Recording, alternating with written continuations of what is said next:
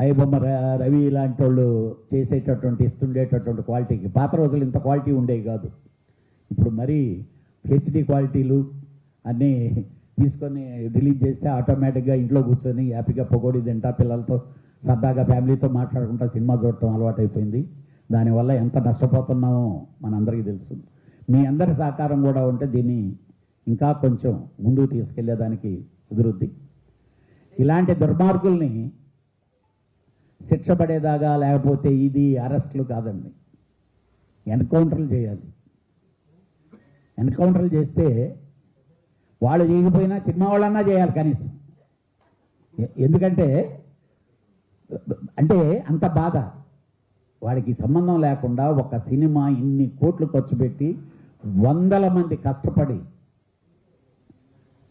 వాళ్ళ బ్లడ్ని తాగుతుండే లాంటి వాడు బ్లడ్ చూడటం చాలా అవసరం. డెఫినెట్గా కమింగ్ డేస్లో ఒక్కడికి కానీ అలా జరిగితే నెక్స్ట్ వాడు డెఫినెట్గా ఓహో మనల్ని కూడా ఉంచనీరేమో అయిపోతారేమో అనే ఫీలింగ్తో భయం వస్తుంది.